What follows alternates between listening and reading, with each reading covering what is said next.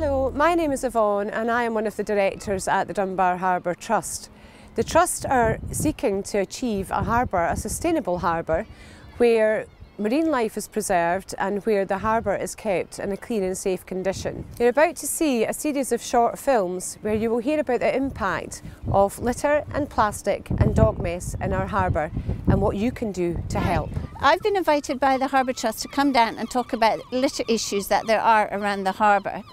I was walking my dog just now and picked up some litter as I was walking around the harbour, and I think you can see here the gorgeous delights that I managed to pick up. So I think I'll just go through and talk a little bit about some of the items that I found. First off, here's a very good aluminium can. They may say they're made out of girders, but in fact it's aluminium, which is a very valuable resource. So we want to be recycling that. You can recycle that in your green bins at your curbside collection in East Lothian.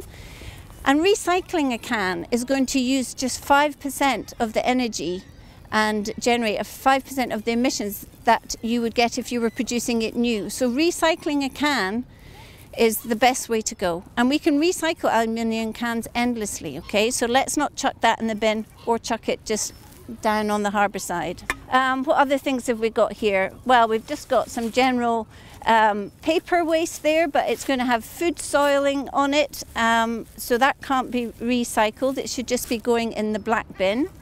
I found a couple of what would you call them, hand wipes or almost baby wipes. Let's hope they've not been wiping any baby bottoms, but they were just lying around on the grass, and these have plastic in them, plastic fibres in them, and they really need to be going into your black bins. We've got plastic straws. I've got 3 plastic straws here. My question is, do we really need plastic straws at all? Can we not drink out of a cup without them? So try and say no to the plastic straw if you can. They can't currently be recycled, so they need to go in your black bins as well. And then we've got crisps and chocolate wrappers. Now, this packet of crisps looks as if it's got foil inside, but in fact it's metallicized plastic. And one of the ways you can tell if something is foil or metallicized plastic is if you do the scrunch test. So let me demonstrate. Here we go. We scrunch up this packet, and then you see how it pops back into its original shape. Whereas this bit of foil or silver paper from inside a cigarette packet, if I scrunch this one up, it stays scrunched. So what we have here is foil, and what we have here, the one that popped back up, is just plastic. And you can recycle foil, aluminium trays in your green bins in East Lothian, but what I have the most of here is cigarette butts. Some of them are very broken, well, started to break down. The paper's coming off that one. You can see the filters in there. Some of them still have a bit of the nicotine and tobacco in them, sorry. Apparently there are 5.5 trillion cigarettes manufactured every year, and 4.5 trillion cigarette butts are littered every year.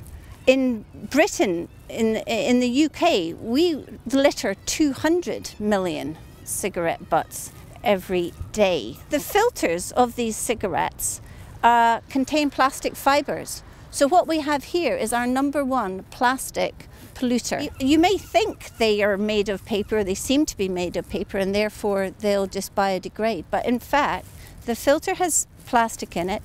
The tobacco has, toxins in it. We have, as does the filter. So we have arsenic, lead, and other human carcinogens in these cigarette butts. Now, when these toxins will leach out of them, if they're in a puddle of water or if they're blown into the sea.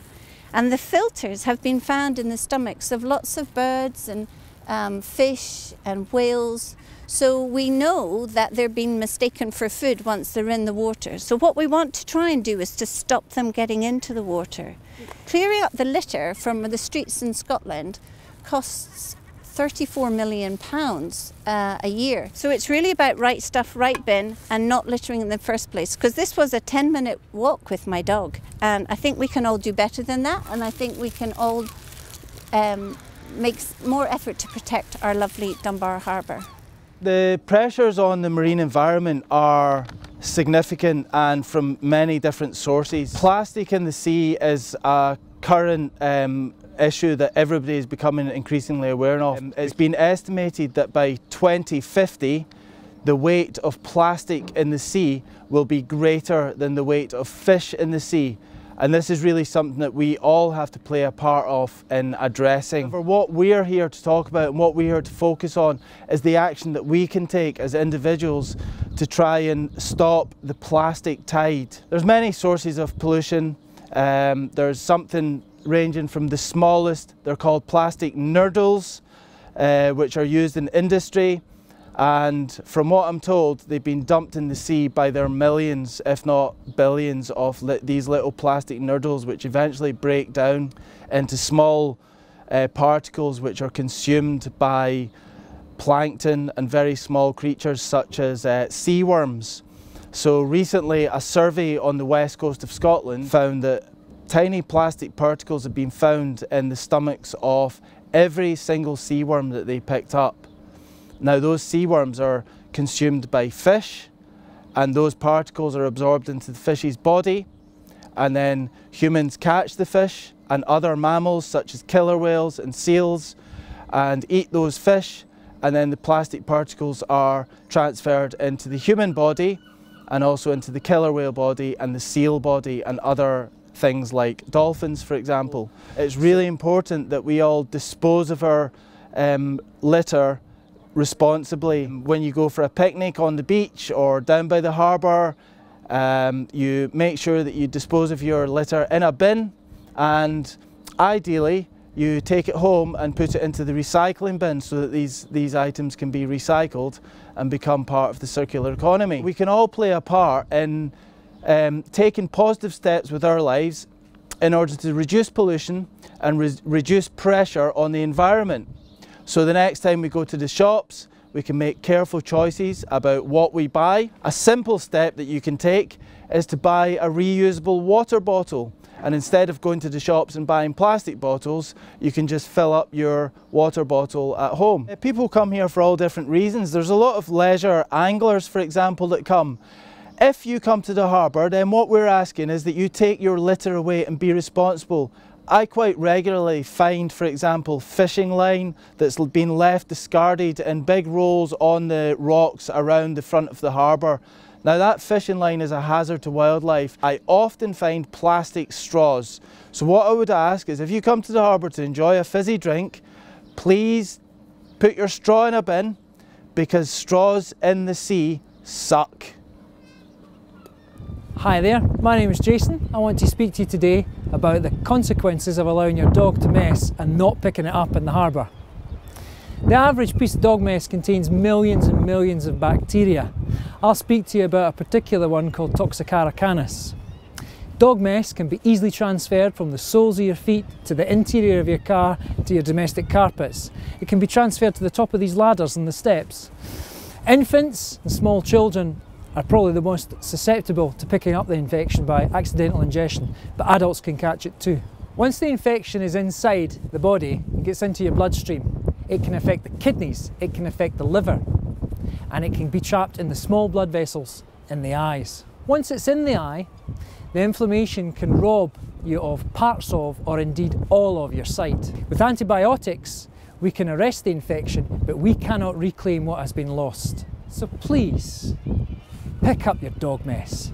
We at the Dunbar Harbour Trust would like to thank all our contributors to this film. They've given you some really important messages, and let's keep this harbour tidy for all in our community once again. So here's one final message for you. Be you bairn, man or woman, be you going or be you coming. For Scotland's pride, no Scotland's shame, gather your litter and tack it hame.